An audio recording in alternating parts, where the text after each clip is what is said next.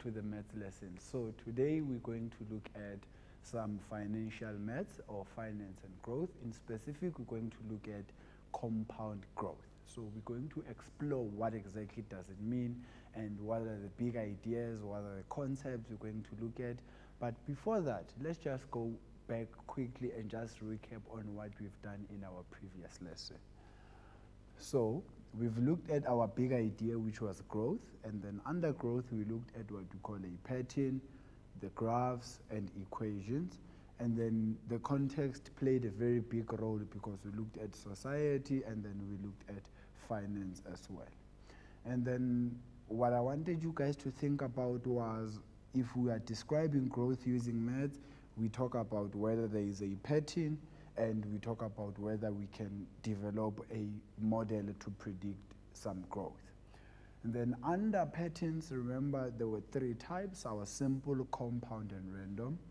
And then data, we had the concept of equations and graphs, so we can explore data using equations or explore data using graphs.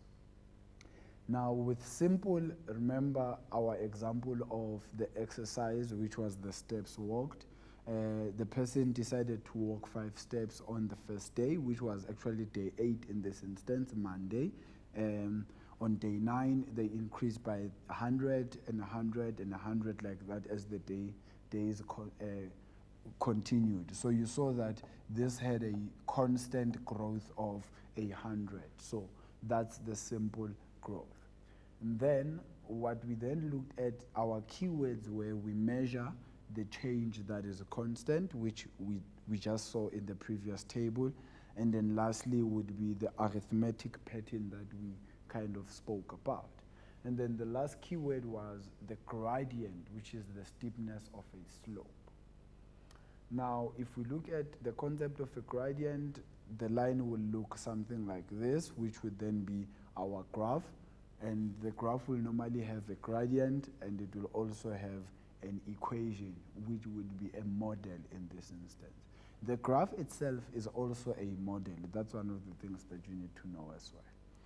Now, patterns in the context of finance, our key concepts there, or keywords, were savings. So remember, this was for a short period of time. Investment was for a very long period of time.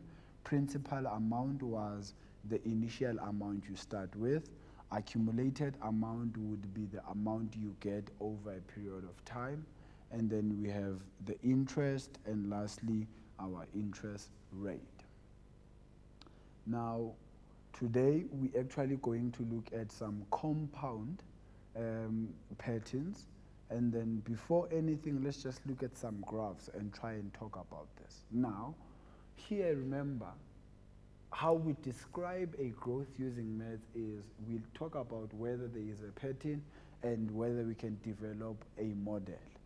Now you will see that with compound, it means, one, the change is there, growth is there, but it is not a constant growth like we've seen with our previous lesson. So that's what we are going to try and explore in great detail, and actually even get to doing some calculations with that. Now, if we look at some graphs, this is a graph that shows the spread of COVID-19 virus in India. Now, this was between the months March 2020 and November 2020. Now, if you look at this, between March 2020, or between the 0 there and roughly June here, because that will be June there. So between that and June here, you can see that it looks like there is no growth or there is no change whatsoever. But, so meaning the small change over a long time. But if you continue with this, you will see that from June up until roughly our August there, which is like 2 months, there was very rapid growth, which got us to 2 million number of cases. And then from the August until September there, you can see that it's now a very big jump as well, which goes to a 4 million, but now it's taking 1 month instead of 2 months. and then continuing like that. So you can see that now for us to have a big change, the time is a bit smaller. So what does this mean? It means when you talk about growth under compound patterns, we are saying the longer the time, your growth will be a bit small. But over a short period of time, then our growth, as you see here, is quite rapid. So that's what we're really going to be talking about. Now, if we look at compound growth, we can see that our change is not constant. The rate of change is also not constant. And then the time to double becomes smaller, right? So let's quickly just go back to that table. So you can see now here that from this point to that point, this went to 2 million, right? For it to double, it must get to 4 million. But 4 million, you can see roughly that it took actually a month to double, when it took maybe 2 months to get to 2 million. And then from September, you can see up until there, this is really not a month. It could be half a month. And you see it takes half a month for it to double as well. And then roughly up until you get there, you can see that it takes 1 more month to then double up as well. So what does this mean? Our rate of change through time, you can see that it's not constant. Also, our change is not constant, meaning the number of cases that I had here and the number of cases I have here, the difference between the two will not be the same as the number of cases that I will have at that point, which will still not be the same as the number of cases that I will have at that point. Also, not the same as the number of cases I will have at that point. And then lastly, not the same as the number of cases that I will have at that point. So this shows us that with the compound growth, we do not necessarily have a constant growth that we are talking about, constant in terms of change, and then we are also do not have a constant rate of change going forward with this. So the big idea here, you can see under compound growth, the change is not constant, our rate of change is also not constant, and then the time to double becomes smaller. So what does this mean? It means time is of the great importance when dealing with some compound growth. But we'll look at this further as we are continuing. Now, you can see that with all of this that we've spoken about, the main big idea here is with compound growth, we don't have a constant change, we don't have a constant rate of change, and the time that it takes for the change to double up is becoming smaller and smaller as you are progressing with the time that we are having. So that's all that I have for now. We're gonna go quickly to an ad break and I'll be back with some more. Stay tuned.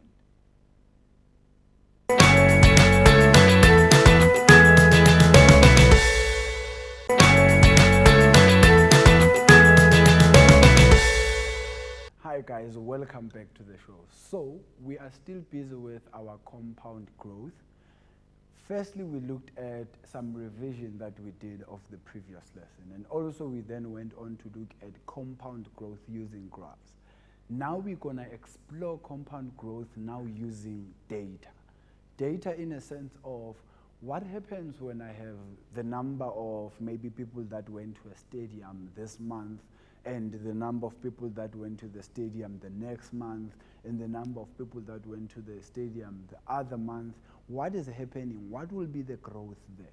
Is it constant? Remember, we said it's not going to be. Why? Because we are dealing with compound growth. And then also, is the rate of change constant? No, because why? We are still dealing with compound interest. And stadiums are also a typical example of what you're talking about, because you know that it depends on what is playing there. Hence, people will attend maybe in great numbers. At times, they will not attend in great numbers. And also, when exactly is the game playing?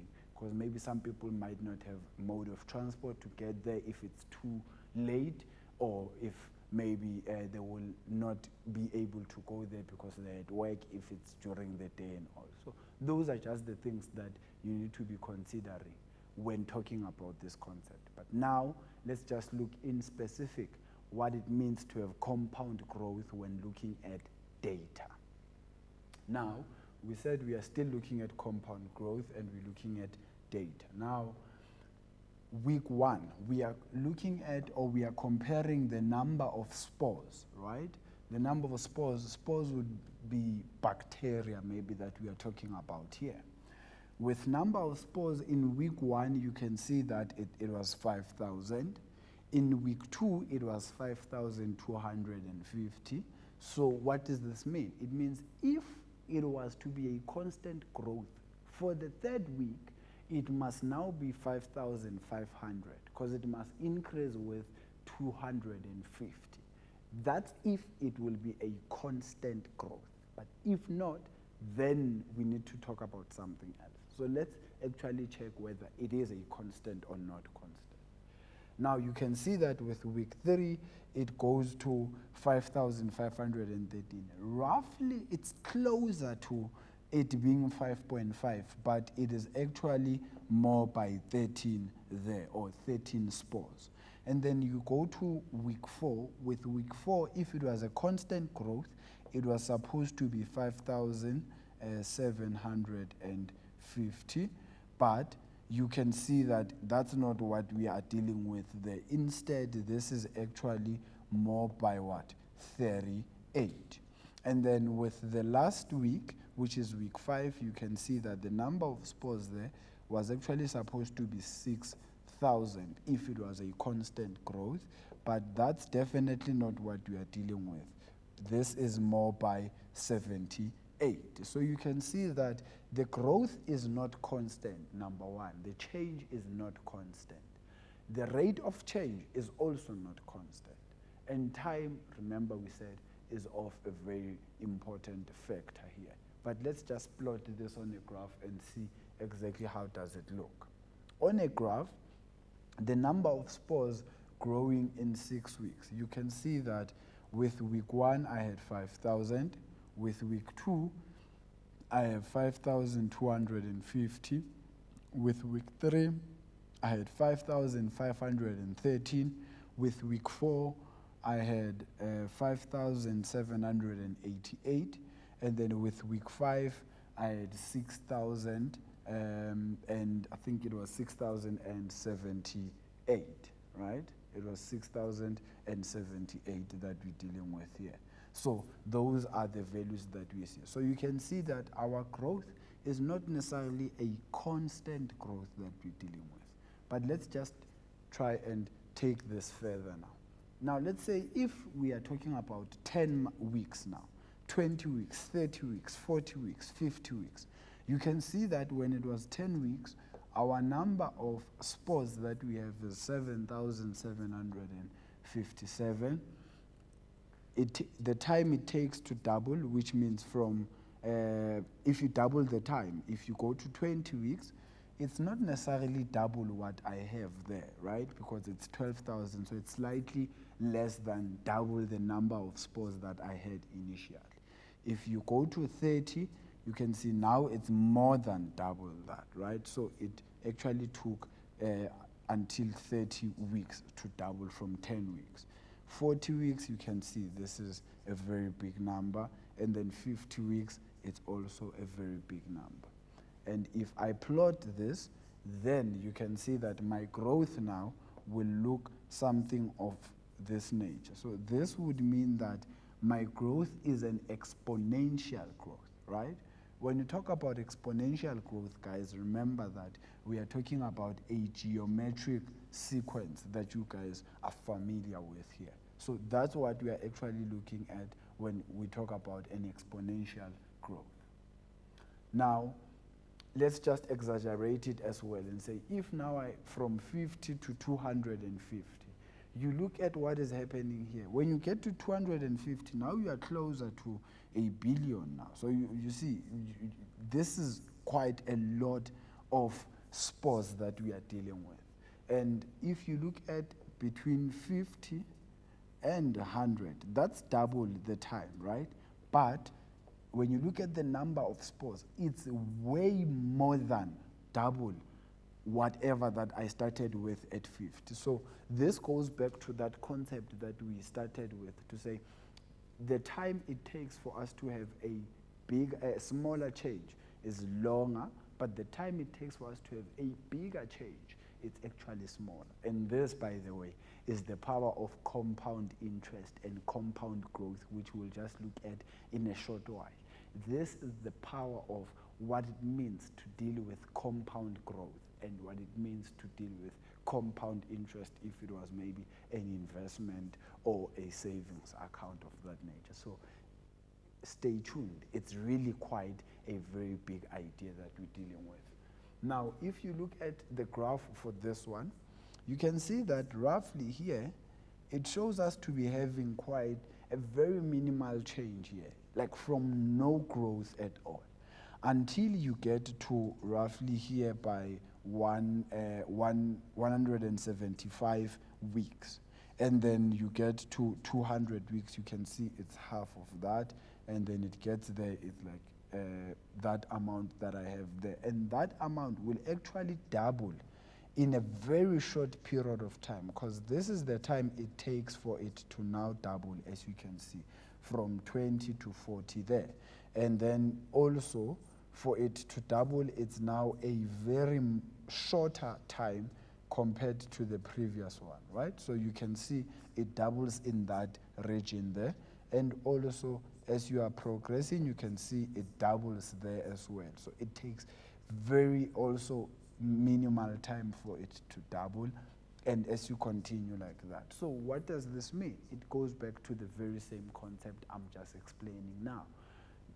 As you are starting, the longer the time, it will make it look like it is not growing, right? But as you are progressing, you will see that now the level of growth and the rate of growth is quite rapid in a very short period of time. Hence, time is important. What do I mean when I say time? Let's say maybe we're talking about an investment. If you have an investment, it would be a good idea to leave your investment for a very long time, provided that it's a realistically long time. So you can't say you're going to leave it for 100 years. Honestly, then you are not really being that realistic. But if you were to say you want to invest and you want to invest for 5 years, it might be a good idea to go and invest maybe for 10 years instead of 5 years. Because maybe for the first 5 years, your growth might not be that rapid. But for the last 5 years, it might be a very rapid growth in a very short while. So that's what we are actually looking at here, that time plays a big role in you investing or in you having growth that will take place over time. Now, if we were to calculate the rate of compound growth now that we're dealing with. So in week 1, remember our first table, we had 5,000. In week 2, we had 5,250. So to calculate the rate here, remember that we are not adding, right? So from there to there, yes, you can add. But from there to there, you can see that what you are adding is not the same anymore. So I can't add. Instead, it's a geometric pattern. So let's quickly just look at how I would calculate this, right?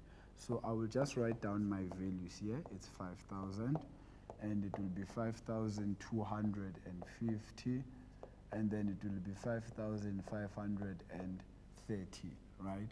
And then what you will then do is you will look at the common ratio as we normally do under our geometric pattern. But this is just us still trying to explore this. So this will be 5,250, and then you divide this by the 5,000 there. The answer you get here must roughly be the same as the answer you get if you divide these two last digits or last two numbers that I have here. So if I divide those two and I divide those two, I must roughly get the very same value that I need to get there. So that will be the case there. So 5 into that, you know it's going to be 1, comma, I'm left with 250. It does not go into 250, and then you will see that at the end you will be left with a percentage, maybe roughly around 0.5% that we are dealing with. So this will be how you would then find the actual growth, a rate of growth when it comes to this. And also remember, our rate of growth talks to the gradient, right? So you will just need to do gradient of this. But if we were to look at it from a perspective of gradient, it means that I would say that minus that over that minus that. But you can already see 2 minus 1 is actually just 1. Hence, when I get here, I don't really take that into consideration, right? So that's what you will be looking at in terms of your growth there. And if I was to look at that minus that divided by that minus that, it must give me roughly the same as that minus that divided by that minus that. But here it won't. Why? Because if that is what I would then need to get, it would mean I have the same gradient throughout. And the same gradient, what that would mean is my change is constant. So please think about this carefully. When I'm dealing with a simple growth, which is the previous lesson that we had, we know that in a simple growth, I have a constant change. Constant change meaning I can talk about gradient, right? But now I'm dealing with a compound growth. Compound growth, it's not the same throughout. As it is not the same throughout, that means I do not have a gradient that will be the same throughout, because gradient needs to be the same.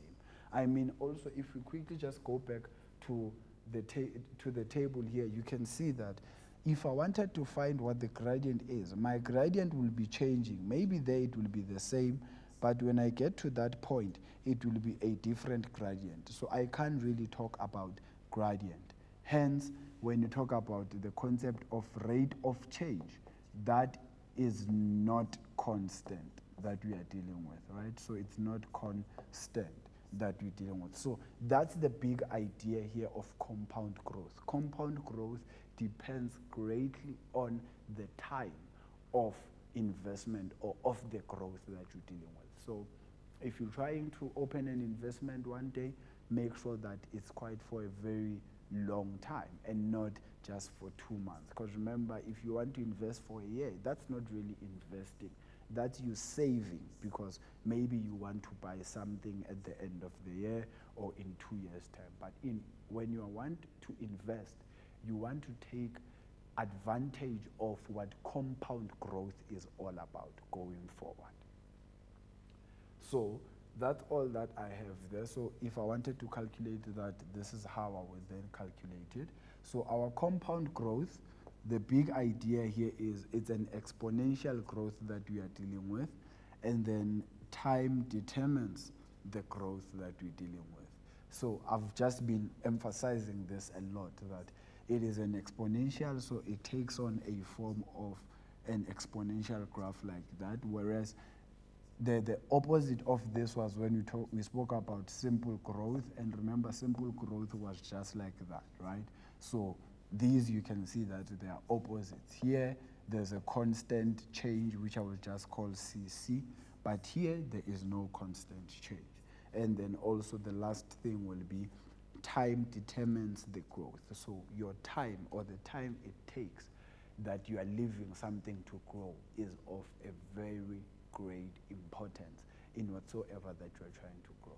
Guys, that's all from me for now. Let's just quickly go to an ad break and we'll be back with some more. Stay tuned.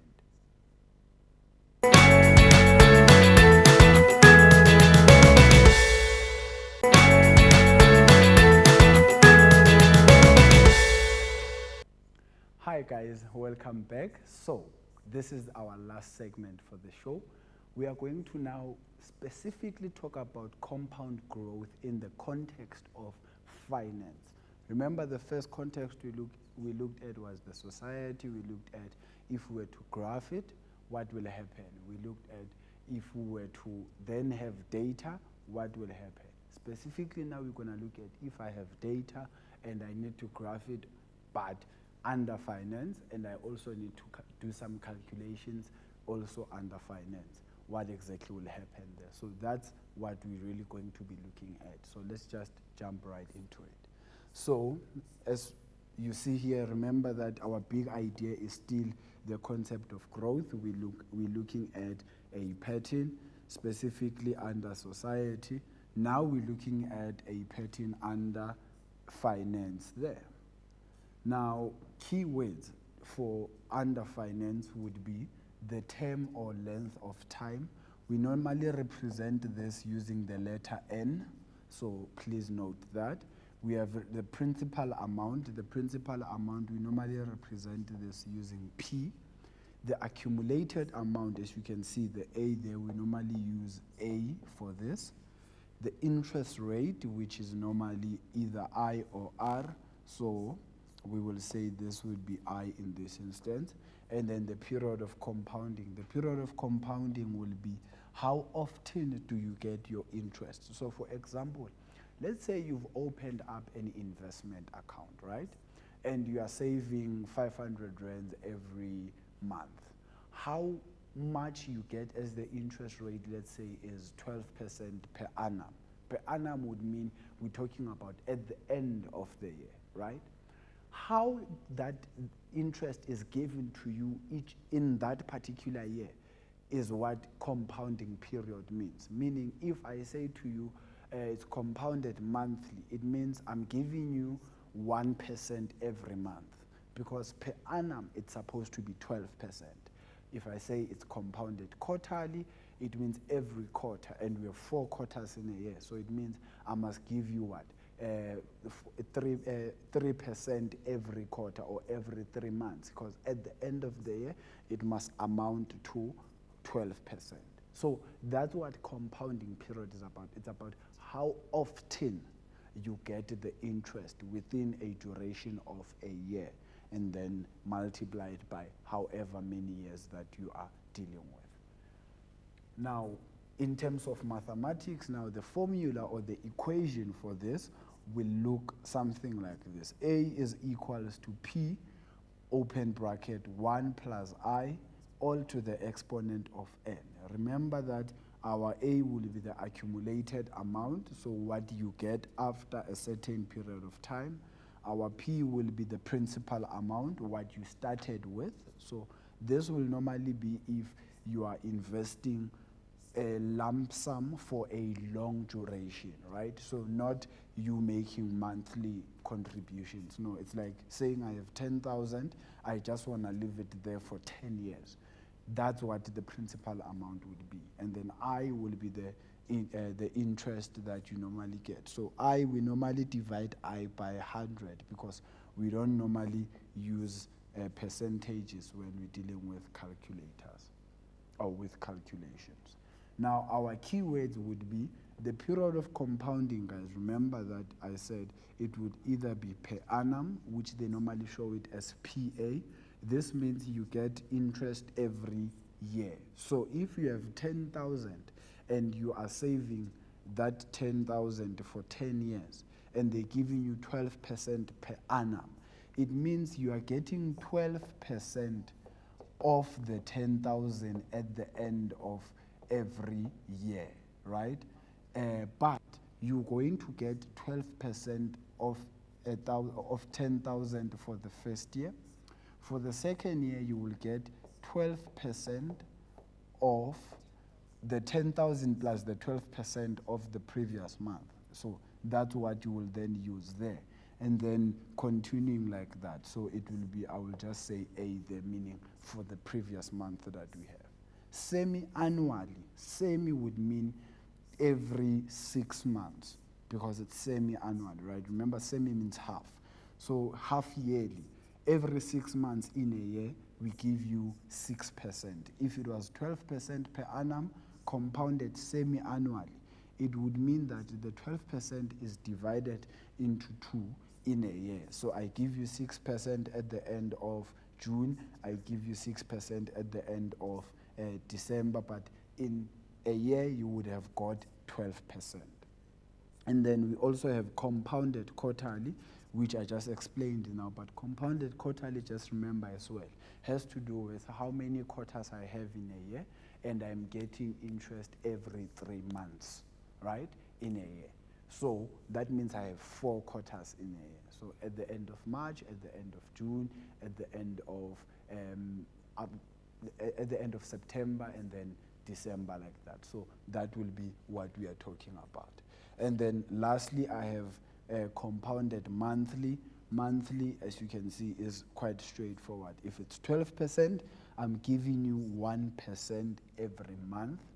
But at the end of the year, when I add that, it must amount to 12%. Now, another concept that has to do with keywords would be our interest rate. There's nominal and effective interest rate. Né? So let me just quickly explain this. Then we'll do an example.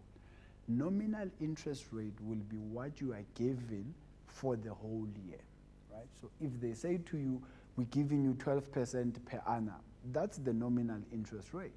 But if I then say 12% per annum compounded monthly, the compounded monthly, if you take it into consideration, then it is now an effective interest rate, right? Which normally the effective interest rate is slightly more than the nominal interest rate. So the effective interest rate is what you get when you take into consideration the compounding period, and the nominal interest rate will be what you get just at the end of the year, right? So that's what we're talking about. So for example, if we're talking about that 12% of hours that I was just using now per annum, right? This means that this would be my nominal interest rate. But now, if I use 12% per annum compounded monthly now, compounded monthly, which I will say is that, it means I'm going to get 1%, right, each and every month. But remember that the growth under compound is normally an exponential growth. So meaning the 1% here will be for maybe, let's say, 10 rands. But the 1% here, it will not be for 10 rands only. It will be for 10 rands plus the 1% of the initial amount that you got. When you get here, it will be 1% of the past 2 months accumulated amount. It will be 1% of the past 3 months accumulated amount, 1% of the past 4 months accumulated amount. So what does that mean? It means at the end of the year, it will no longer be roughly 12%. It will be maybe 12.25% that you actually got. That's why if you go for an investment or anything like that, the big thing that you need to know, guys, is we deal with compound interest and nothing else. Because simple interest, as we saw with the simple growth, it's when you calculate for the original amount that you had in the bank. So if I say 10% of 100 rands, that's 10 rands. Meaning every year, I'm just adding 10 rands in your bank. But if it's compound interest, it's going to be 10% of what you have in the bank at that time. So for the first year, it will be 10% of 100 rand, which is 10 rands, right? So that's 100 rand plus 10 rand. For the second year, it's going to be 10% of 110 rands. Third year, 10% of whatever that I have at the end of two years. So that's why the compound interest or the compound growth is quite a very big concept and a very important concept if you want, or if you're looking at investing or saving money or anything like that. But let's look at an actual example and see how we can apply this. Now, Sibongile wants to invest 500 rands in a fixed deposit account for 5 years, right? Fixed deposit account, what does that mean? It means this is actually considered a lump sum, right? This is a lump sum. So this person only just takes the 500 rand, they throw it in the bank, and they leave it there. And they leave it for a duration of 5 years. The bank says, we are going to offer you, or to pay her rather, an interest rate of 12.5% per annum, right? Per annum is when we considering nominal interest rate. As soon as we then continue and say, okay, how is this compounded quarterly, then we're now talking about an effective interest rate. So what would this mean? If I want to know how much money she will have after 5 years, firstly, the big idea here will be what is the interest that the person is getting from the bank. Number two, what was the principal amount? How much did they invest in the bank? Sibongile invested 500 rands in a fixed deposit account, right? How long was the investment for? It was for 5 years. How was it compounded? It was compounded quarterly. So meaning the 12.5% is actually going to be divided by 4 because I have 4 quarters in a year. So they will be getting a quarter of 12.5 at the end of every 3 months for the duration of their investment. But at the end of the year, it must all amount to 12.5. I will always emphasize, at the end of the year, please don't make the mistake of thinking that 12.5 compounded quarterly means the person is getting 12.5 every quarter. No. The 12.5 is what they get at the end of the year. But compounded quarterly means they get a quarter of that every 3 months in that particular duration. When you add it, it must amount to the 12.5%. Now, if we just maybe look at the calculations for this, right? So it will be roughly, I have 12.5, and I will divide this by 4, which will then give me roughly that amount that I have there, right? So, and you know that this will roughly be 4, something, right? So that is what they will get every month. So they will be getting an amount, a percentage of 4, a certain decimal there, percent at the end of every 3 months for the duration of the investment that they have, which will be the 5 years. Because at the end, when I add it, it must actually give me, the 12.5%. So if I wanted to calculate this, my formula would be A, which is the accumulated amount, is equals to P, which is the principal amount, 1 plus I to the exponent of N. And then my P, remember, will be the 500, and this will be into 1 plus, remember we said interest, we don't use it as percent, but we use it as a decimal fraction, meaning it's going to be 0.125, but this is divided into 4 months, or rather 4 quarters, right? To the exponent of now 5 years, it means in every year. Now let's understand the duration of the investment. The duration is 5 years, but for the first year, think about this. How many times did this Sibongile get the interest? Sibongile got interest 4 times in the first year. They got interest 4 times in the second year. So in 2 years, they got interest how many times? 8 times now. In the third year, they got it 4 times. So after 3 years, they got it how many times? 12 times. Like that, like that. So what does this mean? The compounding period, you will then multiply it by the number of years, because in every year, they are getting the interest 4 times. So in 5 years, they actually got the interest 20 times. And that's how you will then find what the N is, which is the exponent there. And that's how you will then look at what is it that you will need to do. So it means instead of just saying 5 there, I will say 5 multiplied by 4. So in simple terms, I am saying to you, when you look at our compounding period, which maybe I will just call CP, we are saying that the I will be divided by the compounding period, right?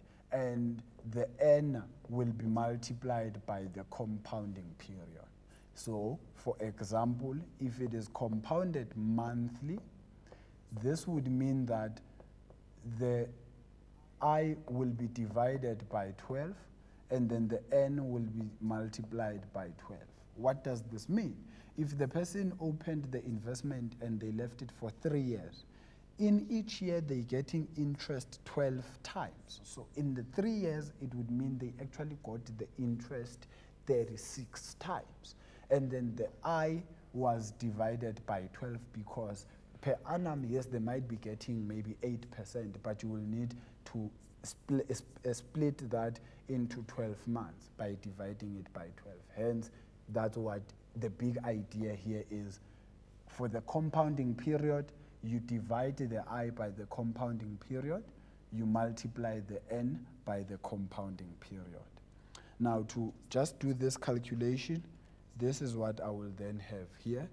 So, if I want to calculate this, it will be 500, and then I will open a bracket there. It will be 1 plus, remember 0,125, and this is divided by, or let me just use 125 divided by 4 because it's compounded quarterly, and then this will be to the exponent of 5 multiplied by the 4, and this will give me that amount there. So that will be the total amount that Sibongile will have at the end of 5 years. So you can see that if maybe Sibongile was to leave this investment for roughly, let's say, 10 years, then it might be quite a larger amount of that as opposed to what this is. So maybe let's look at what is it that I mean there. So if maybe they left this for, let's say, 10 years, you see, now it's 1,700, right?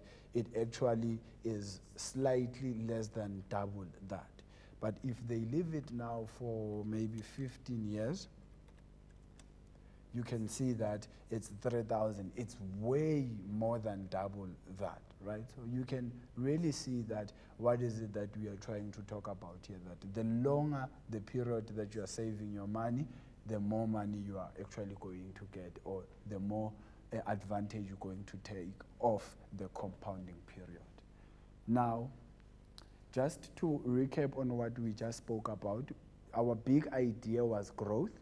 We spoke about patterns, and then under society we spoke about that that walking exercise that we looked at, and then under the finance context we also looked at compounding periods, we looked at the interest. So a quick summary of this is compound growth would be an exponential growth. So exponential growth meaning it is not growing at the same rate, right? It is growing at an exponential level, right? So meaning every month, the amount that you get, if it's an investment, is actually way more than the amount you got in the previous month, right? I made an example with saving maybe 100 rands and you're getting 10% of that, which is 10 rands. In the second year, you're not gonna get 10 rands. You're gonna get more than 10 rands, because then 10% of 110 is slightly more than 10 rands. You see, so meaning every time you're getting a slightly higher amount, hence it's an exponential growth. The last point is that time is the biggest factor. I can't stress this enough. With compound period and compound growth, there is no way that time will not be in your advantage. Time is always the biggest advantage that you need to take when it comes to investing under a compound growth. And that's all that we needed to look at. So guys, from me to you, bye. I will see you next time.